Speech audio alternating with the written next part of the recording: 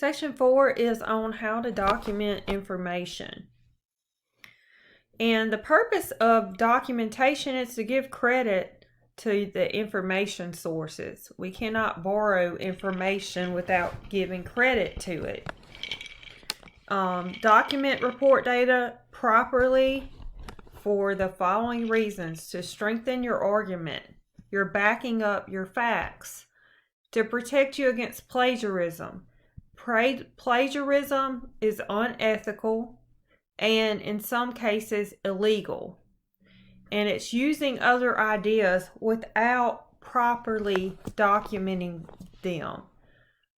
Another reason to document is to instruct the reader and to save time. So plagiarism is intellectual theft. Plagiarism of words or ideas is a serious offense and can lead to the loss of a job. And commercial plagiarism detection services such as Turnitin look for documents with identical phrasing. So what I got y'all to do at the beginning of the semester was the plagiarism assignment, and I ask you to actually go on to a website and copy that information in and click on Turnitin to show what it would look like when you plagiarize. And if you copy straight from something, it will pop up and it'll show you how many words have been plagiarized. So this helps with plagiarism. And it shows the originality report shows the instructor whether students have been accurate and honest. All right. And then one way to avoid plagiarism is really just to have a good research habit. So not just copying, but knowing how to research and gather facts. So when we're talking about the academic world, documentation is critical. If you have to do a research paper, you'll have to document where you got your information and from what sources, and then you have to cite them properly. And if you happen to plagiarize, that is a clear violation of academic integrity and can cause you a failing grade in the class or even being expelled from school. And in humanities and science and even in English comp, you're taught how to cite sources by using quotation marks, parenthetical citations, footnotes, and bibliographies. Business communicators on the job may find that much of what is written does not follow the standards they learn in school. So you may see employees write for the signature of their bosses, or teams turn out unsigned group documents and internal business reports. And these often include chunks of information from previous reports and don't give credit. Even information from outside sources may lack the detailed documentation. However, if facts are questioned, business writers have to be able to produce their source materials. Where did they get their information?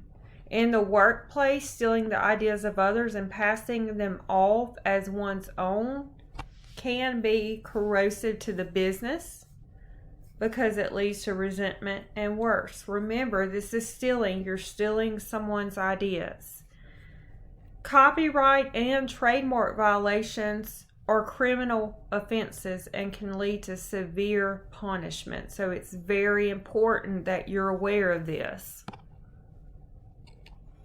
So how do you avoid plagiarism? Well, you have to give credit when you use any person's ideas, opinions, their examples, any facts, statistics, graphs, drawings.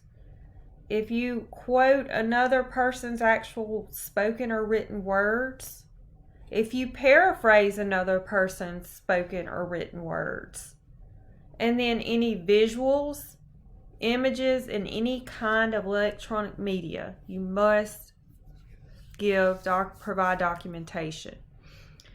Information that is common knowledge requires no documentation. For example, the statement, "The Wall Street Journal is a popular business newspaper," that would require no citation, because this requires no documentation, because this is common knowledge. And then statements that are not common knowledge must be documented. So this statement would require a citation, because most people do not know this fact. Phoenix, Arizona is the nation's fastest growing U.S. city with a population of 50,000 or more. So there you would have to provide documentation. So let's talk about paraphrasing.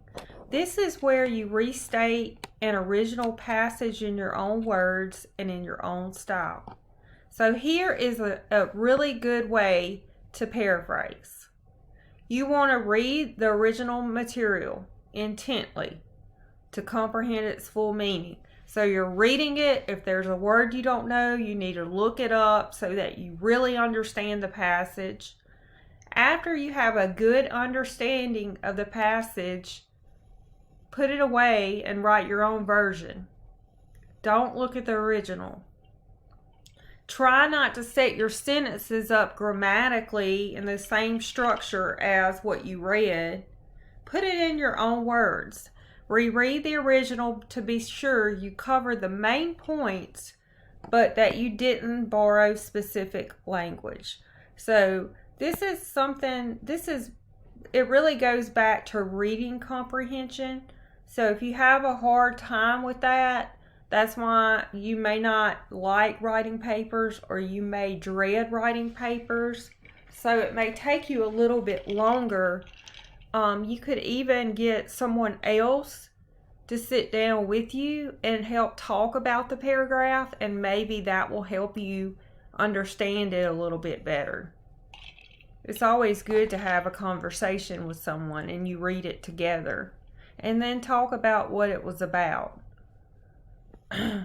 Use direct quotations for 3 purposes only: to provide objective background data and establish the severity of a problem as seen by experts, to repeat identical phrasing because of its precision, clarity, or aptness, or to duplicate exact wording before you critique it. This is when you would want to use quotations, direct quotations. But you want to be aware of, or beware of, overusing quotations. When you must use a long quotation, try to summarize and introduce it in your own words. So say, in her book, Evans reported, according to Evans.